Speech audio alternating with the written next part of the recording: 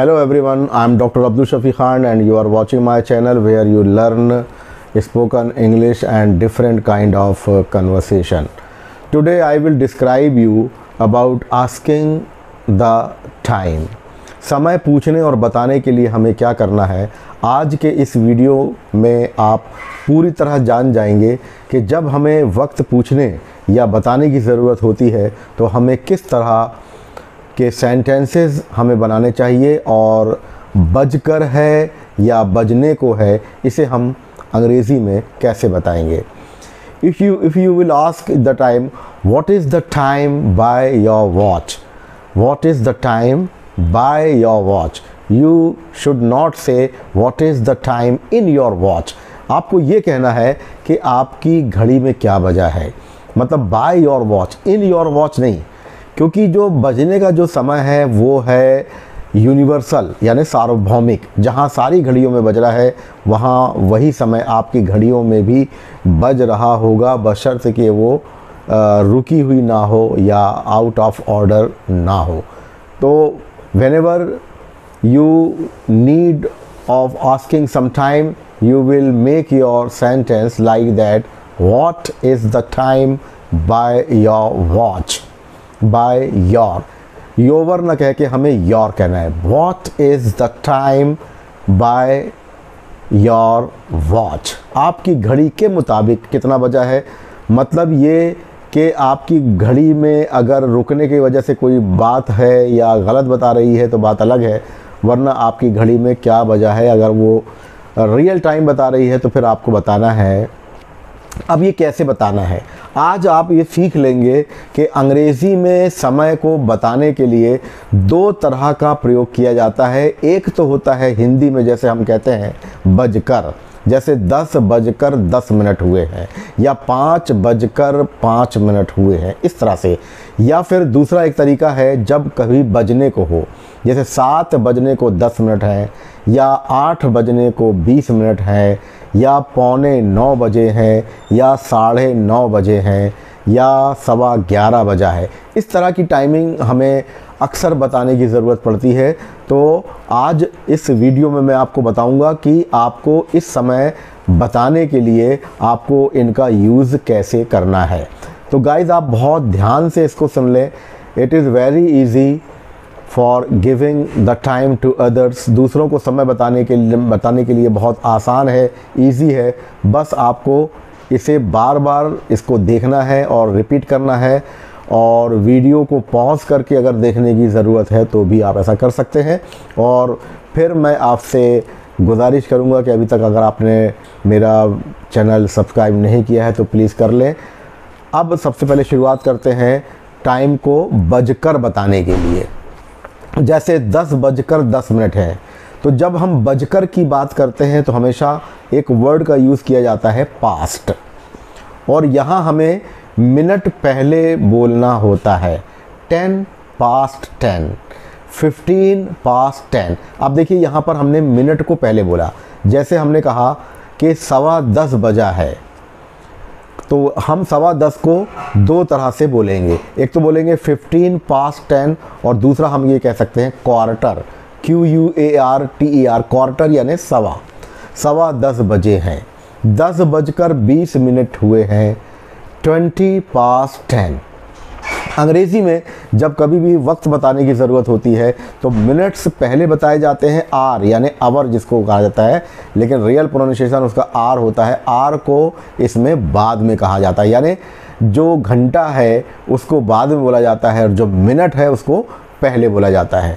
अब उदाहरण के लिए फिर देखिए, फॉर एन एग्ज़ाम्पल 9:15 बजे हैं तो हम बोलेंगे इट इज़ 15 past 9, या बोलेंगे इट इज़ 15 past 9, कि भाई 9:15 बजे हैं या 9:15 मिनट हुए हैं। इसलिए अगर हमने बोला कि 9:05 हुए हैं तो हम बोलेंगे इट इज़ 5 past 9। तो ये दोनों सूरतें होंगी। जब बजकर होगा तो पास्ट का यूज़ किया जाता है, और जब बजने को हो तो टू का यूज़ किया जाता है, TO2। जैसे मैं कहूँ आपसे कि 10 बजने को 15 मिनट है तो मैं कहूँगा इट इज़ 9:45 या it is 9:15। It is 10 to 10 यानी 10 बजने को 10 मिनट है। इट इज़ 20 to 10 यानी 10 बजने को 20 मिनट है। तो जब बजने को होता है तो टी और टू का यूज़ किया जाता है, और जब बजकर तो होता है तो हम वहाँ पर पास्ट का यूज़ करते हैं। तो guys it is very useful words for using time here. अगर आपको बजकर बताना है तो आप पास्ट का यूज़ करेंगे, और बजने को है बताना है तो टी और टू का यूज़ करेंगे। इसके बाद अब साढ़े का यूज़ आता है। तो यहाँ पर हमने जैसे आपको बताया, सवा के लिए हम क्वार्टर का यूज़ करते हैं और साढ़े के लिए हम हाफ का यूज़ करते हैं। जैसे 10:30 बजा है तो इट इज़ 10:30 या इट इज़ 30 past 10। तो हम नहीं कहेंगे कि 10:30 हुए हैं, तो हमें ये कहना होगा इट इज़ 10:30 यानी 10:30 बजा है। तो सवा के लिए हमें क्वार्टर का यूज़ करना है और साढ़े के लिए हमें यहाँ पर हाफ का यूज़ करना है। तो ये हमारा समय पूछना और बताना यहाँ बहुत इजी हो जाता है। अब जैसे हमने आपसे कहा कि यहाँ आपको ये बताना है कि what is the time by your watch, यानी आपकी घड़ी में कितना बजा है। और भी हम दूसरे तरीके यहाँ पर यूज़ कर सकते हैं इसको बोलने के लिए, जैसे would you tell me the time, would you tell me the time, would you tell me the time, would you tell me the time, and if you will repeat it again and again, then the time will come out, then you will use it frequently and fluently। बार बार किसी समय को बताया जाना या दोहराया जाना इस बात के लिए हमें आमादा करता है कि हम without committing mistake you will use this kind of sentences। So from the very beginning, if you are not able to form any kind of sentences, you should try to keep in your mind and frequently you should try to use it। जब हमें इस काबिल हम जब नहीं होते कि हम किसी सेंटेंस को बनाने के काबिल हों, तो कुछ जो पर्टिकुलर सेंटेंसेस होते हैं उन्हें हमें याद करना होता है, या जो पर्टिकुलर टाइमिंग होती है उन्हें हमें बार बार यूज़ करना होता है। जब whenever we use it frequently, जब हम इसको बार बार यूज़ करते हैं तो ये हमारी ज़बान में आ ही जाते हैं। तो गाइज़ आज के वक्त में मैंने आपको time asking and time telling के बारे में आपको बताया है।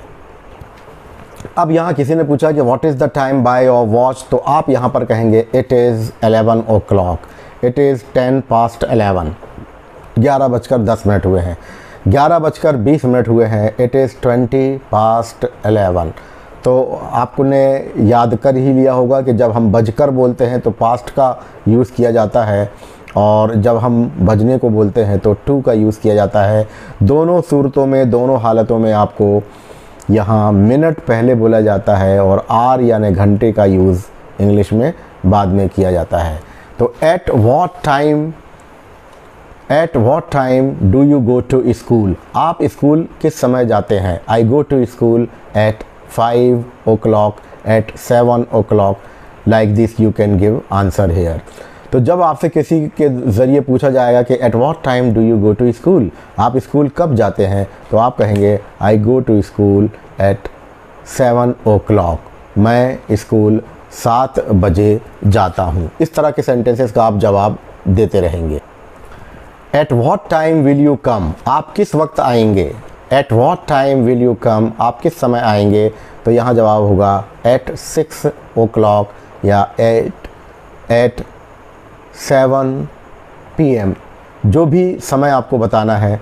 गाइस यहाँ पर एक बात और नोट कर लीजिए कि आपको AM और PM का यूज़ कब करना है। आज मैं आपको फिर ये पूरा बता दूँ। AM का मतलब होता है एंटी मेरिडियम और PM का मतलब होता है पोस्ट मेरिडियम। लैटिन अमेरिकी वर्ड है ये। AM और PM का यूज़ तब करते हैं जब हम 12 आवर्स का टाइम काउंट करते हैं। जैसे हमें अगर 12 बजे बताना है तो ये दिन के 12 बजे हैं या रात के 12 बजे हैं, ये कैसा पता चलेगा, आपको पता चलेगा PM और AM के द्वारा। लेकिन कुछ जगह पर जहाँ PM और AM का यूज़ नहीं किया जाता वो है ट्रेन टाइमिंग या आपकी फ्लाइट टाइमिंग। उसके लिए आपको 24 आवर्स की काउंटिंग की जाती है।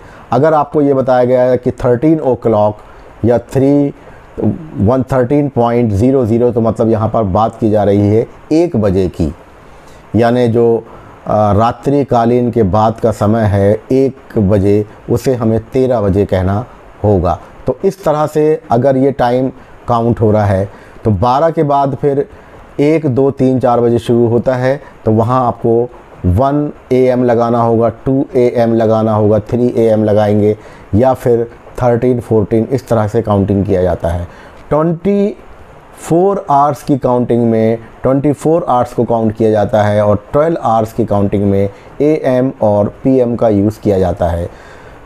रात्रि के 12 बजे से लेकर दूसरे दिन दोपहर के 11:59 तक हम AM का यूज़ करते हैं और उसके बाद 12 बजे से रात्रि के 11:59 तक हम PM का यूज़ करते हैं, जब हमें 12 आवर्स यानी 12 घंटे की टाइमिंग को चेक करना हो। तो गाइज़, आज मैंने आपको समय पूछने और बताने के लिए किस प्रकार से हम मिनट्स और आवर्स का यूज़ करते हैं और आस्किंग टाइम्स के जो सेंटेंसेस हैं उनके बारे में आपको चर्चा की। उम्मीद है आपको ये पसंद आया होगा, और पसंद आया है तो चैनल को ज़रूर सब्सक्राइब कीजिएगा। Next time I will describe you in different type of matters where you will learn how to make your conversation fluently.